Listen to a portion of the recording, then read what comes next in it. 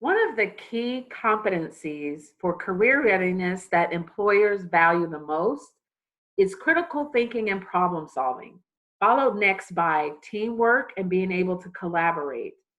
But the third most important key competency is professionalism and having a really strong work ethic. So, in today's workshop, we're going to be focusing on professional etiquette. So, what is professional behavior? It's defined by your conforming to the technical or ethical standards of one's profession. But in essence, professional etiquette is that standard that you hold yourself when you are conducting any type of business, working with customer, clients, patients, or whatever that fan base may be. So let's look at what impression he's making as an example of what is or what isn't professional etiquette.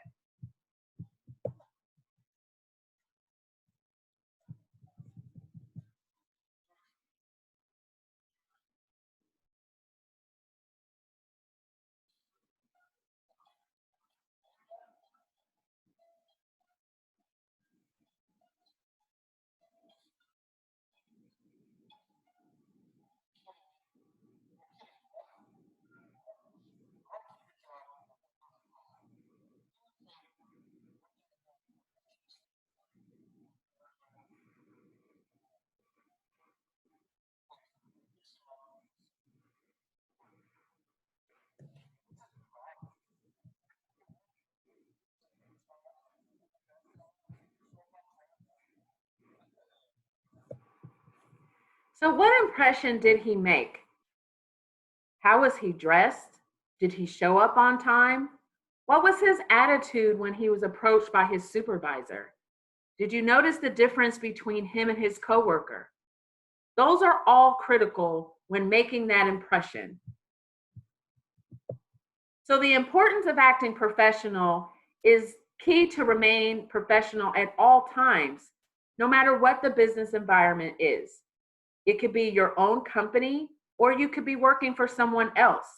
Being professional lets people know that you are reputable to work with, but also to collaborate with.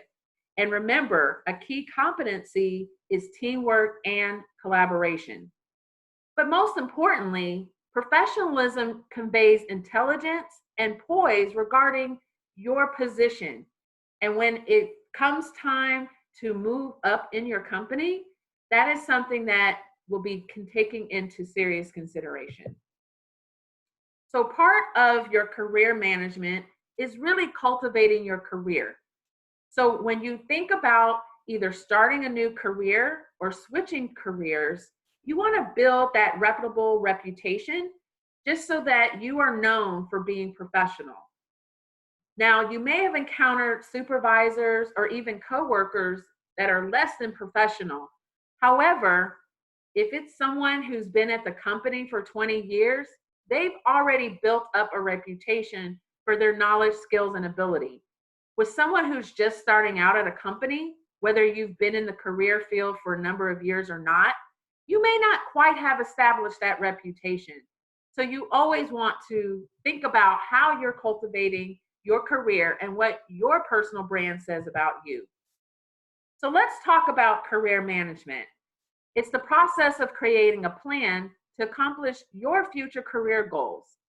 It's a continuous process. You always have to really be thinking and cultivating it, but it allows you to adapt to the changing demands of our dynamic economy. And as the current pandemic has shown us this year, you never have to always be flexible. But it involves self-awareness. It also involves career development planning and sometimes exploring options. It's about lifelong learning and looking for opportunities to increase your knowledge, your skills, and abilities. And then networking, very key. So you want to make sure that you actively seek out opportunities to expand your professional network, to build important skills needed for your career field and those important to your industry, to gain valuable experience, whether right now as a student through an internship or later as you are starting your entry-level positions, opportunities to grow beyond your job description. And of course, obtaining any sort of credentials. That doesn't necessarily mean increased degrees in terms of education, although that's a part of it, but it could be specific certifications or licensures or just certifications that your job offers. So let's talk about your personal brand. It's the process of developing a mark that is created around your personal name or your career. It is influenced by how you communicate your skills, personality, and values. It's how you build your reputation, and it really does help you to grow your network. Networking is important, especially if you're in the job search process. But ultimately, as you build your career and may transition to one company to the next, your personal brand plays a key part in networking and how you are perceived. You want your personal brand to be consistent and effective. Knowing the advanced skills that your field values is really important as you develop your personal brand and overall in your career management. It's important to be able to build relationships. Why? Why would that be important? Well, because companies thrive on new business and maintaining current business.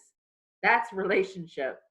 So to an employer, no matter what type of industry, they're going to care how you build and collaborate. You want to be able to analyze and evaluate as well as interpret data. Data is really what drives decision making, especially for upper administration. You want to be able to communicate effectively, but you want to be able to justify as well as persuade. That's a little bit different than just having great written or verbal communication skills. You want to seek global understanding. Now more than ever with technology, and then a lot of us working remotely due to this pandemic, making sure that we are able to communicate and work across cultures and globally across different countries is going to be very important. Also, you want to know about planning and managing projects. Project management is key no matter what field you are, because most jobs are going to require deadlines, follow through, communication, and working with a team. So being able to manage multiple projects, managing your time and meeting deadlines is key no matter what field. You also want to think about how you create new knowledge. Do you have a great idea? Do you have a way to improve a current process? Is there a way to sort of implement a policy that may make things more effective or save money? Those are all things that employers value. Are you able to take initiative, and do you have new ideas and solutions? Also, engaging in continuous learning. Most fields continuously change. When you think about things like accounting, there's new rules and policies that the IRS establishes in filing taxes. When it comes to law, or perhaps when it comes to the different technologies that are created. Something that existed 20 years ago is way different now. And I'm sure in 5 years, it'll be way even more different. So you have to always have the right attitude to want to continue to learn and grow in your field. We talked about networking briefly, but most jobs are filled through networking, meaning jobs sometimes don't even get posted on job boards. Workers who've landed jobs through networking have earned an average 6% more than those who found jobs through direct contact with employers, which means more than just going to their website and applying to a position, most people end up making more. Why do you think that is? Because if you have somebody, especially if they work at the company, who can vouch for your skills and abilities, who can attest to what you would bring to that position, they're liable to trust that you have what it takes to be in that position and willing to give you more money for that. So what is networking? Well, it's connecting with people in a mutually productive way. Notice that I said mutually. It's not about what you can get from that person. It's not about can they connect you to a job or do they know the right people. Mutual means it's a two-way street. there has to be a connection, something that you're able to offer to them as well as they are able to offer to you. Networking is also about building a professional relationship.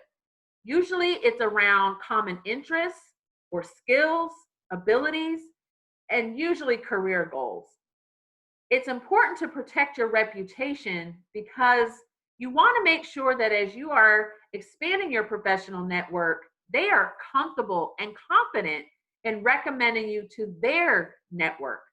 That's how you really are able to find about positions, be able to get upward mobility within the company, as well as able to get that top salary. So think about what you are known for. When you start to establish your network, you want to think about how do you communicate? What message do you convey? And is it consistent? Everyone has a personal brand, whether you want one or not. It's defined by everything you do, from what you wear to how you write emails to how you conduct yourself on the phone. And as a student, even how you conduct yourself in class. If you're not taking control and managing your brand, that means others are doing it for you. You want to develop that unique professional identity and make sure that your message is consistent and coherent. That is really what's going to set you apart from others in your company or within your industry. So let's talk about professionalism. What are the characteristics of professionalism? Most of us know what generally that means, but it's really hard to define if someone were to ask you. But these are characteristics that we know really shows if someone is being professional or not. So anything from appearance and demeanor to written correspondence and just accountability. So we're going to talk about each of these areas. So your appearance and demeanor, how you present and carry yourself really does shape people's perceptions of you. You should always come to work being neat and groomed. You should meet the requirements of your company's dress code. And you should recognize when you need to exceed the normal dress standards. Is there an important meeting that's happening on campus and where it might be normally okay to wear jeans and a shirt? You might want to step it up a little bit and maybe wear khaki pants and a nice shirt. It applies to not just your specific office or department, but as you move about the entire company. Work ethic and reliability really is about you demonstrating your integrity and how honest are you with not just the people you work with, but with yourself. It's taking full responsibility for your actions and learning from your mistakes. Everyone makes mistakes, but are you taking responsibility? Are you learning and growing from that? And are you acknowledging that you have room to improve? That is what demonstrates integrity. Sometimes it's hard, but you really need to be able to recognize when you need assistance and make sure that you ask questions for clarification. It's really bad if you just assume or you just move forward without clarification and you make a huge mistake. That could cost the company millions of dollars. You want to also develop effective work habits. That includes being punctual and really showing up even early. Working productively with others, it's one thing to know your job and have the skills and abilities, but if you don't get along with others on your team, that really is detriment to the overall perception an employer may have of you. You also want to consider your time management and even your workload management. Are you able to complete your tasks? Do you need assistance? Are you taking on more than you can simply because you don't want to look bad? You have to be honest so that you can deliver exactly what you promise.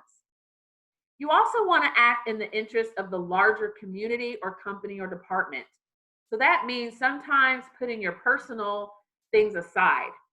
You may have a preference for how you do things, but you have to think of the greater good.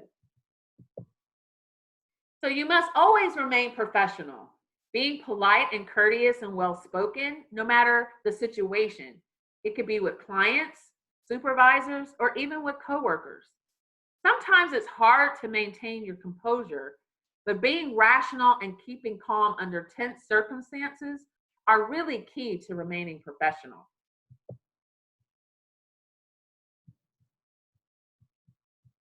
Uh-oh, looks like something's wrong. I'll take this one. I'm going to need some of those skills.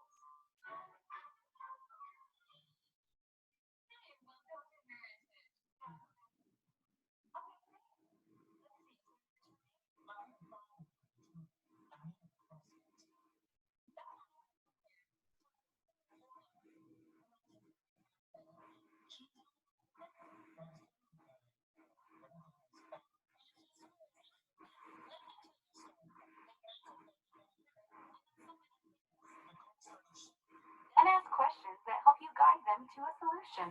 So the steering didn't feel quite right, but you were still able to control the car?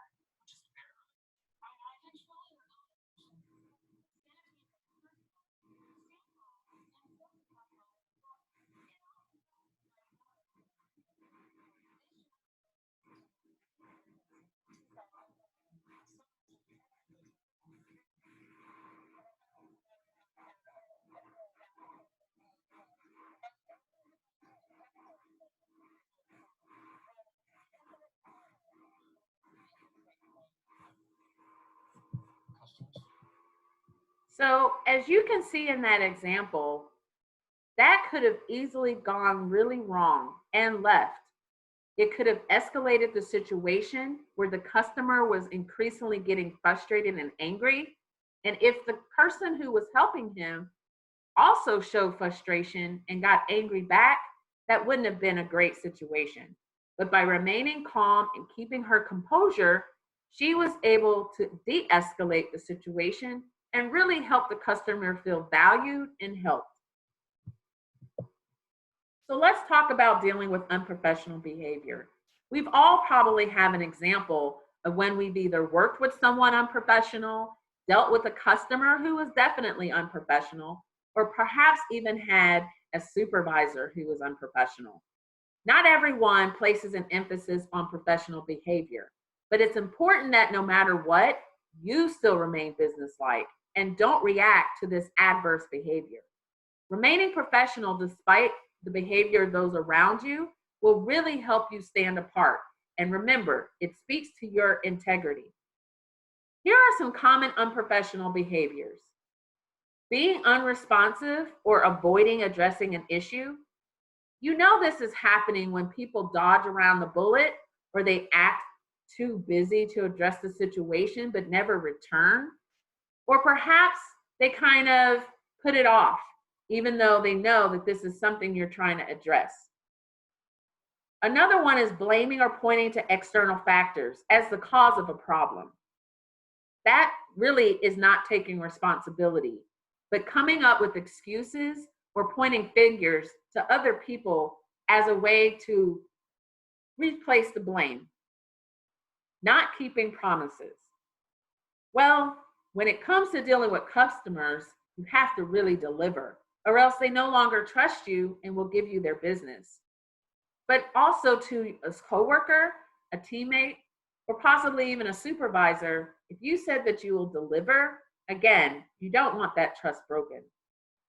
What about politics? And I don't mean politics as in senators or whether you're a Democrat or Republican, but politics as in the culture of your workplace.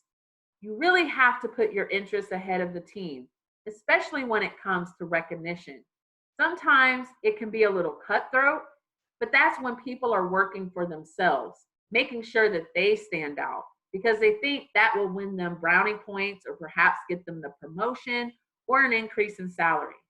But believe it or not, supervisors can see through that. And while some may get the recognition, the ones that really help the team to shine also, through the long run, has that recognition and integrity. Being fake or not being truthful. Also, putting profit ahead of the customers. Cutting corners to save money, risk quality. Lying and stealing, and just overall not giving 100%. All of those are different ways that you may encounter unprofessionalism in your workplace. So remember, being professional also means when you are confronted with these behaviors from other people, you remain calm and professional. When an employer hires us for a position and you come into a team or department, there are expectations that you are hired to get a certain job done. There's certain responsibilities and tasks that you simply are expected to accomplish. And in a timely manner, correctively, and making sure that you follow through. Being reliable is important. That means you have to be trusted to accomplish what you are hired to do. So arriving to a job site early, taking time to prepare for the next day, and really trying to think about challenges that you may anticipate and trying to be prepared as best as possible. You want to be perceived as competent, so you should strive to become not just experts in your field, but to seek advice from those who have a lot of years of experience in gaining their expertise. Look for opportunities for continuing your education and training. Don't wait to be told you have to go or mandated to go. You should be seeking out those opportunities voluntarily. You always want to adhere to ethical behavior, and you want to be accountable for your actions. So when we think about professionalism, sometimes we forget about communication. But when we are working with people, communication is number one. The types of communication are verbal, in writing, and then you really want to avoid those career limiting moves. So really think about how you conduct yourself in person, how you communicate over the phone, how you send those emails, or are there written documents like memos or reports? All of those things can demonstrate professionalism or unprofessionalism. So when we talk about verbal communication, you want to think about, should you start out formally addressing people? Which the answer is always yes. If someone is okay with being less formal, they have no problem letting you know. But that same person who may not care if you call them by their first name, if you start out when you first meet them calling them by their first name, it may rub them the wrong way and offend them. So you should always address them as formally as possible.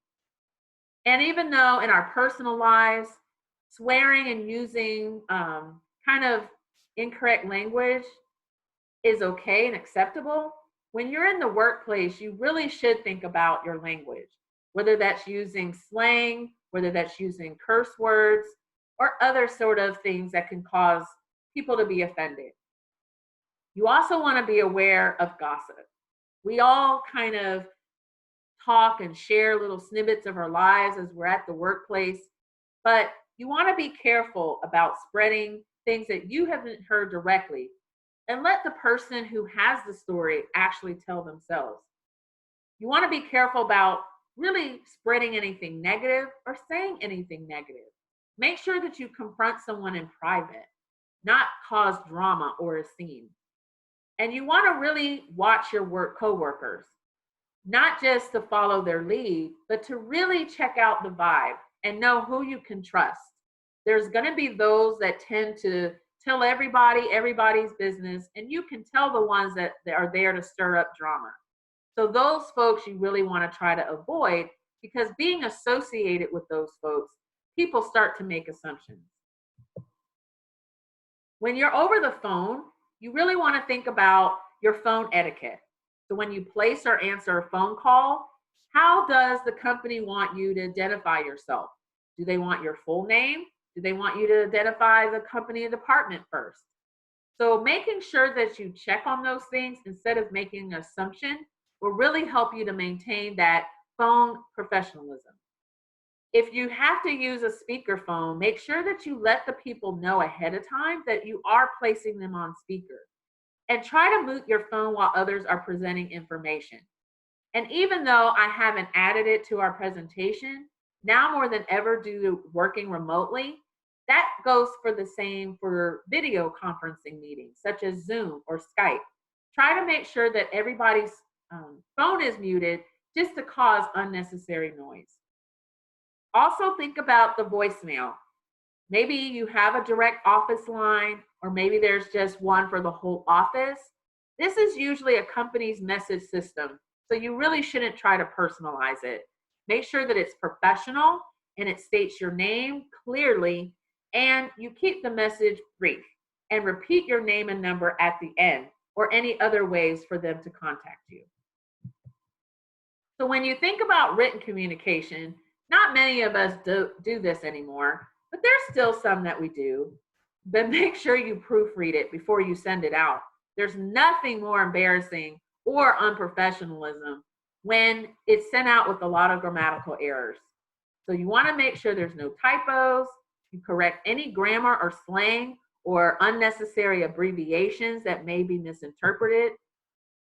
Sometimes business jargon is okay. However, it's always better to be safe than sorry. You want to be careful that you may not know who will read it. You may not know where it will go. You may not know where it'll be shared. People forward information all the time. So you just want to be careful. So the quality and personal excellence, those are all ways that you can show professionalism. And here are ways that you can portray that in your email message, your voice message, or even your signature email. And then you also really want to think about your social media profiles. I know a lot of us have Facebook or Twitter or Snapchat. Are those accounts public? What are the things that you are posting on that? Even though that may have nothing to do with work, sometimes if it gets out and it's linked to your name, then it doesn't matter whether it's in a personal account. It kind of speaks to your overall character and can affect how you are being perceived. Also think about your written deliverable that you submit.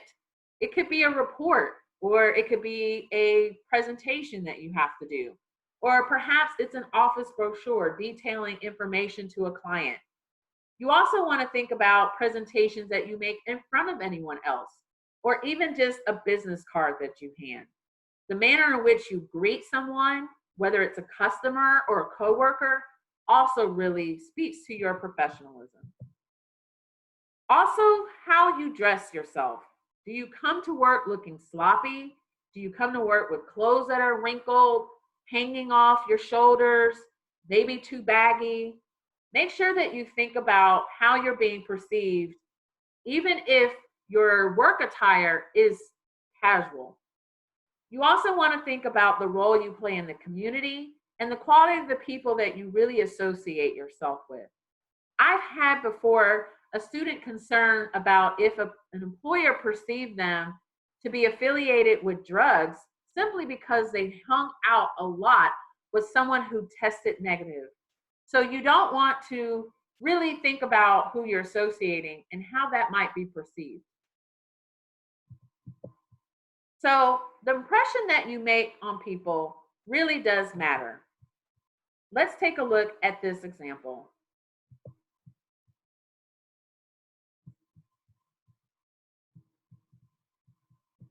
Hey, I just read an unbelievable article in the Epic Times. Take a look. It's an investigation into the mysterious origins of the current outbreak. What?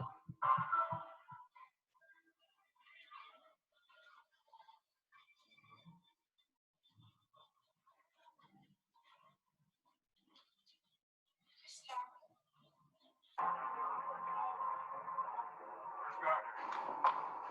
How are you? Good morning. Chris Gardner.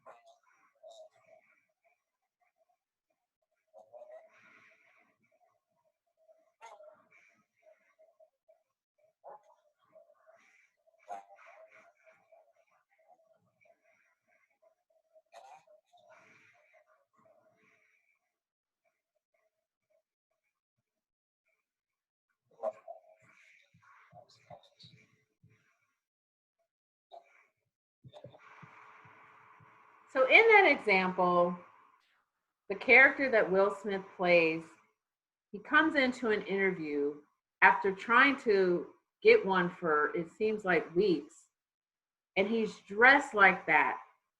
You can see clearly on the faces of those in the room that they are very shocked. And of course, the one who recommended him was clearly embarrassed. But you know what? He was honest and explained exactly why he was in that position. And instead of not showing up, he was able to still come despite his circumstances. So that really spoke to his integrity and his ethic. And of course, he still might not have gotten the job because of how he was dressed and the impression that he first made. But he more than made up for it because the person who recommended knew that his character, which was consistent, and his personal brand was one who was always on time, always dressed professionally, and always was full of integrity. That spoke way more than this one bad timing. So when we talk about the impression you make, it matters. And it can cover when you're having a bad day or when you make a mistake. So you always want to remember that. So these are different sources that you can utilize and learn more if you feel like this is a challenge for you.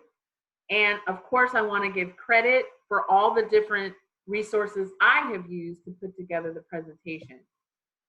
And then we have a lot of different services that our office offers. If you feel like you need assistance with not just your professional etiquette, but also networking and job search assistance, please make sure that you contact us.